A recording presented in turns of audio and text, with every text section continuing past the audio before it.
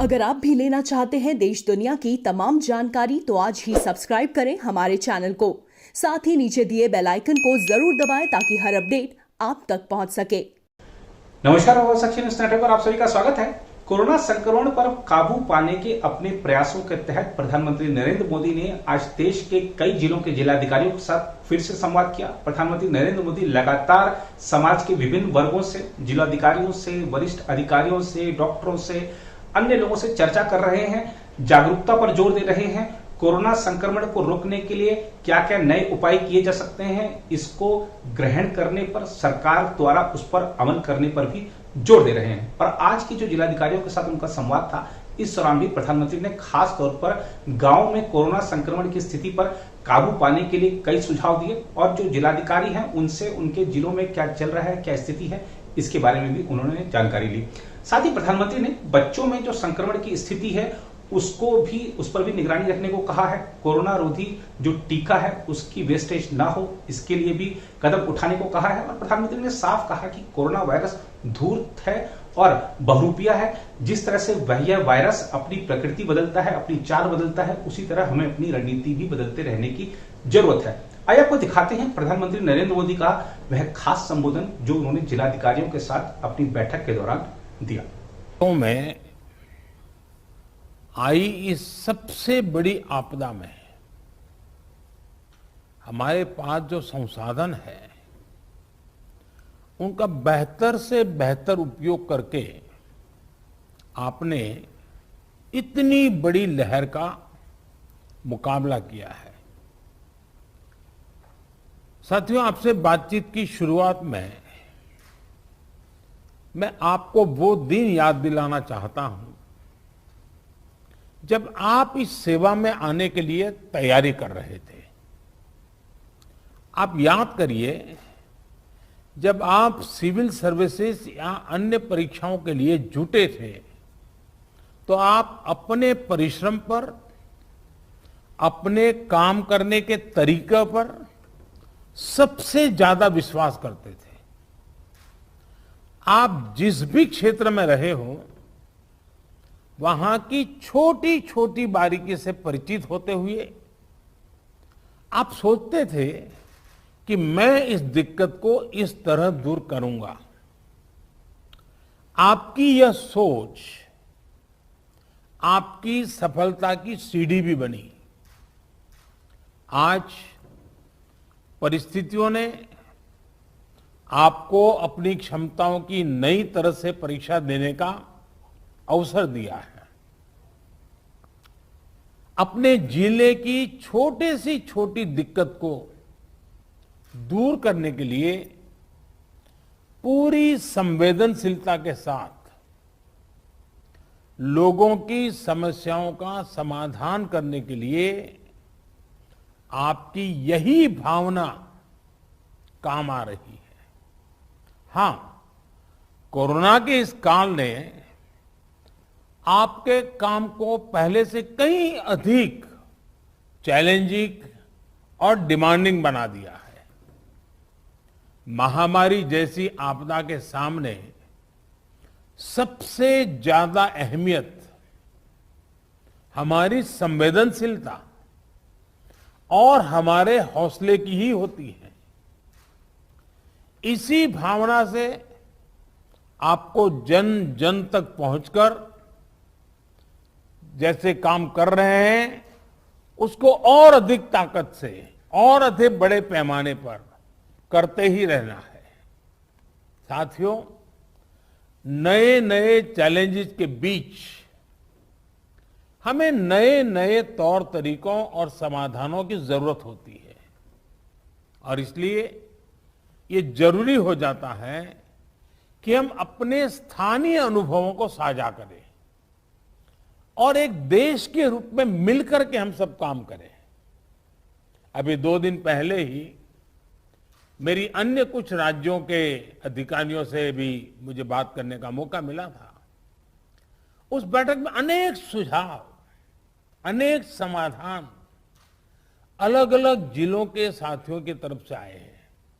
आज भी यहां कुछ जिलों के अफसरों ने अपने जिलों की स्थिति और अपनी रणनीति को हम सबके बीच साझा किया है।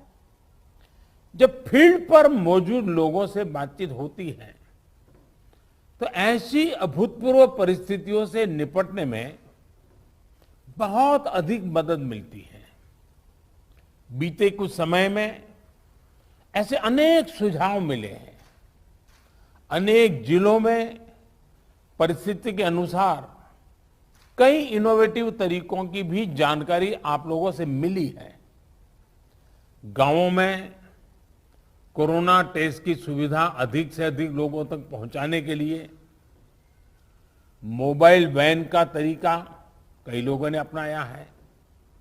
स्कूलों, पंचायत भवनों को कोविड केयर सेंटर्स में परिवर्तित करने का कुछ लोगों ने इनिशिएटिव लिया है।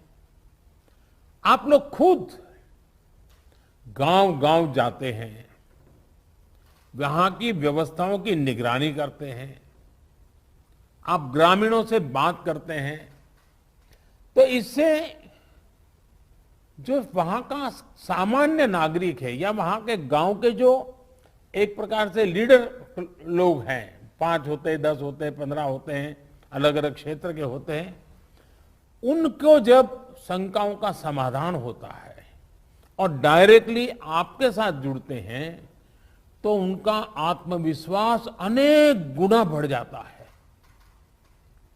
सारी आशंकाएं एक प्रकार से आत्मविश्वास में बदल जाती है। आपकी मौजूदगी से, आपके संवाद से गांव में ये डर निकल जाता है कि कुछ हो गया तो हम कहां जाएंगे, हमारा क्या होगा। आपको देखते ही सारा मन उसका बदल जाता है। इससे लोगों में साहस के साथ ही अपने गांव को बचाने की जागरूकता भी बढ़ती है। और मेरा आग्रह है, हमें गांव-गांव यही संदेश पक्का करना है कि हमें अपने गांव को कोरोना से मुक्त रखना है और लंबे अरसे तक जागरूकता से प्रयास करना है। साथियों, बीते कुछ समय में ये बात सही है कि देश में एक्टिव केस कम होने शुरू हुए हैं। आप भी अपने जिले में अनुभव करते होंगे कि 20 दिन पहले जो एकदम से आपके ऊपर प्रेशर आया था, अब आपको भी काफी महसूस होता होगा बदलाव। लेकिन आपने इन 1.5 सालों में ये अनुभव किया हुआ है कि जब तक ये संक्रमण माइनर स्केल पर भी मौजूद है तब तक चुनौती बनी रहती है। कई बार जब केस कम होने लगते हैं तो लोगों को भी लगता है कि अब चिंता की बात नहीं, वो तो चला गया। लेकिन अनुभव दूसरा है। टेस्टिंग और डिस्टेंसिंग जैसे मेजर्स को लेकर लोगों में गंभीरता कम न हो, इसके लिए सरकारी तंत्र, सामाजिक संगठन, जनप्रतिनिधि, इन सबके बीच में एक सामूहिक जिम्मेवारी का भाव हमें पक्का करना होगा और प्रशासन की जिम्मेवारी और बढ़ जाती है। कोविड एप्रोप्रिएट बिहेवियर जैसे मास्क पहनना, हाथ धुलना, जब इनमें कोई कमी नहीं आती, आपके जिलों में, आपके जिलों के बाजारों में, गांवों में कम से कम होने के बाद भी लोग सभी दिशा निर्देशों का पालन करते हैं, तो ये कोरोना से लड़ाई में बहुत मदद करता है। स्थितियों पर लगातार नजर रखने से जिले के सारे प्रमुख विभागों, जैसे पुलिस का विभाग हो, साफ सफाई की बात हो, इन सारी व्यवस्थाओं का इनके बीच में बेहतर तालमेल और प्रभावी परिणाम स्वाभाविक रूप से निकलने लगते हैं। मुझे आपके कई जिलों से इस रणनीति पर काम करने के रिजल्ट्स की जानकारी मिलती रही है। इन जगहों पर आपने वाकई बड़ी संख्या में लोगों का जीवन बचाया है। साथियों, फील्ड में किए गए आपके कार्यों से, आपके अनुभवों और फीडबैक से ही प्रैक्टिकल और इफेक्टिव पॉलिसीज बनाने में मदद मिलती है। टीकाकरण की रणनीति में भी हर स्तर पर राज्यों और अनेक स्टेक होल्डर से मिलने वाले सुझावों को शामिल करके आगे बढ़ाया जा रहा है। इसी क्रम में स्वास्थ्य मंत्रालय की तरफ से 15 दिन के टीकों की उपलब्धता की जानकारी राज्यों को दी जा रही है। वैक्सीन सप्लाई टाइमलाइन की स्पष्टता होने से टीकाकरण से जुड़े मैनेजमेंट में आप सभी को और आसानी होने वाली है। मुझे विश्वास है कि हर जिले और वैक्सीनेशन सेंटर के स्तर पर सप्लाई और सुदृढ़ होगी। इससे टीकाकरण से जुड़ी अनिश्चितताओं को दूर करने में, पूरी प्रक्रिया को स्ट्रीमलाइन करने में बहुत मदद मिलेगी। वैक्सीनेशन का जो प्लान है, जो कैलेंडर है, उनको हम नियमित रूप से अलग अलग मीडिया प्लेटफॉर्म पर अधिक से अधिक साझा करेंगे तो लोगों को कम से कम परेशानी होगी। साथियों, पिछली महामारी हो या फिर ये समय, हर महामारी ने हमें एक बात सिखाई है। महामारी से डील करने के हमारे तौर तरीकों में निरंतर बदलाव, निरंतर इनोवेशन, निरंतर अपग्रेडेशन बहुत जरूरी है। ये वायरस म्यूटेशन में स्वरूप बदलने में माहिर है। एक प्रकार से बहुरूपिया भी है और ये वायरस धूर्त भी है। तो हमारे तरीके और स्ट्रेटेजीज भी डायनेमिक होने चाहिए। साइंटिफिक लेवल पर हमारे वैज्ञानिक वायरस के बदलते स्वरूपों से निपटने के लिए दिन रात काम कर ही रहे हैं। वैक्सीन बनाने से लेकर एसओपीज और नई ड्रग्स बनाने तक लगातार काम हो रहा है। जब हमारी एडमिनिस्ट्रेटिव अप्रोच भी इतनी ही इनोवेटिव और डायनेमिक रहती है तो हमें असाधारण परिणाम मिलते हैं। आपके जिले की चुनौतियां यूनिक होगी, इसलिए आपके समाधान भी उतने ही यूनिक होने चाहिए। एक विषय वैक्सीन वेस्टेज का भी है।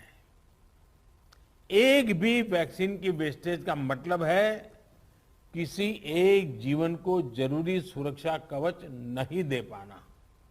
इसलिए वैक्सीन वेस्टेज रोकना बहुत जरूरी है। मेरा ये भी कहना है कि जब आप अपने जिले के आंकड़ों की समीक्षा करते हैं तो उसमें अर्बन और रूरल, इसको भी अलग अलग से आप गौर करें ताकि आपका फोकस रहे। इवन टियर 2, टियर 3 सिटी को भी अलग से उसका एनालिसिस करें ताकि आप फोकस वे में अपना स्ट्रेटेजी वर्कआउट कर सकते हैं। कहाँ कितनी ताकत लगानी है, किस प्रकार की ताकत लगानी है, ये बड़ी आसानी से आप कर पाएंगे। और इससे जब ये प्रकार से देखेंगे तो ग्रामीण इलाकों में कोरोना से निपटने में मदद मिलेगी। और मैं भी लंबे अरसे तक आप ही की तरह कुछ न कुछ काम करते करते यहाँ पहुंचा हूं।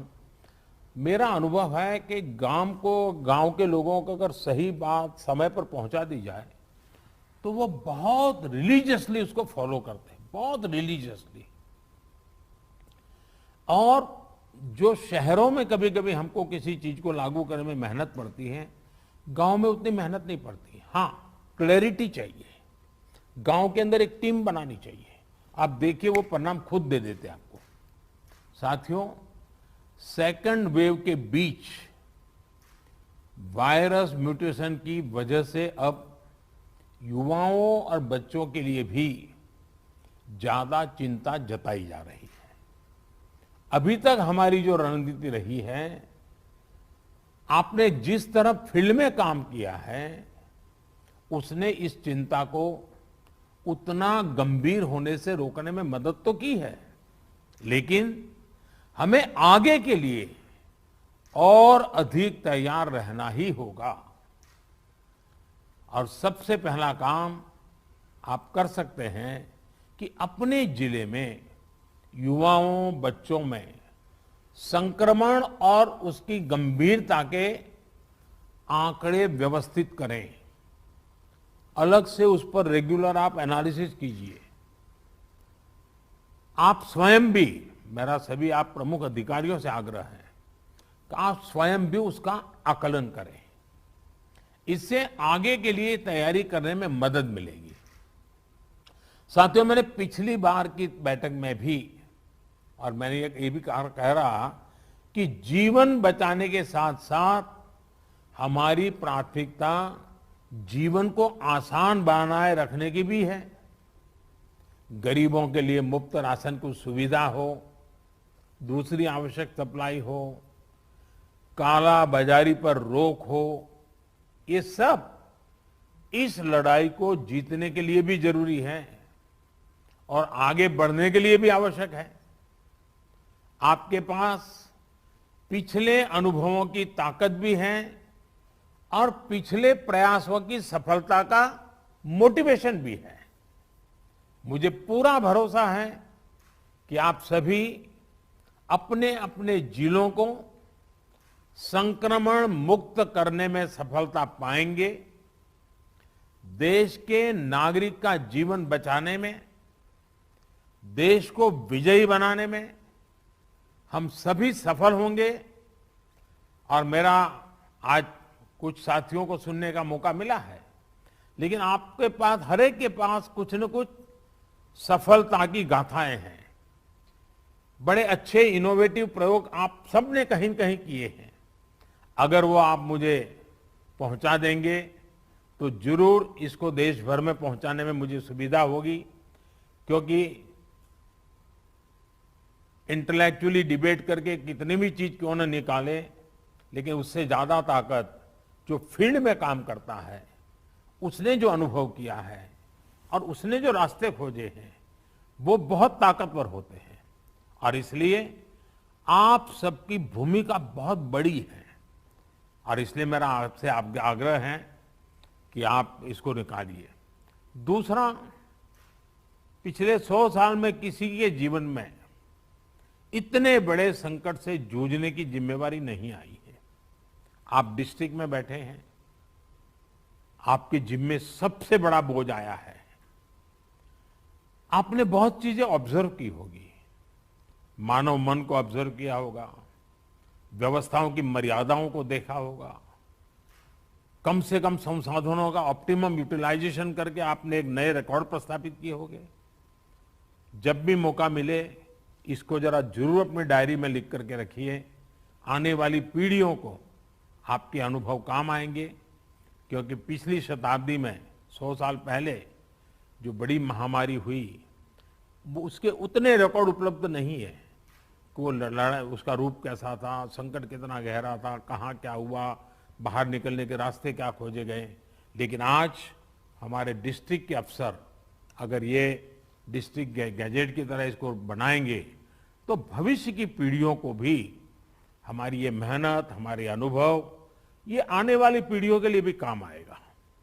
और मैं आपको भी इस सफलता के लिए, इस मेहनत के लिए, और आपको और आपकी पूरी टीम को, जिस प्रकार से आप लोगों ने इसका नेतृत्व किया है, आपको बधाई देता हूं, आपकी सराहना करता हूं।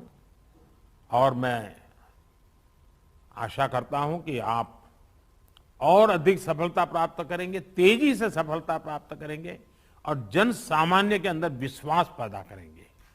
सामान्य मानवीय का विश्वास विजय की सबसे बड़ी जड़ी बूटी है, सबसे बड़ी जड़ी बूटी है। इससे बड़ी जड़ी बूटी नहीं हो सकती है और ये काम आप आसानी से कर सकते हैं। आप स्वस्थ रहें, कार्य का बोझ आपको ज्यादा है, मैं अनुभव करता हूं।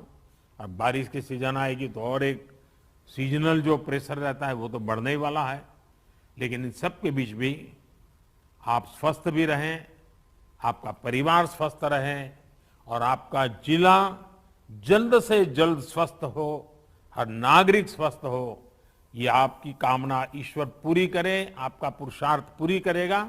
मेरी तरफ से आपको बहुत शुभकामनाएं, बहुत बहुत धन्यवाद।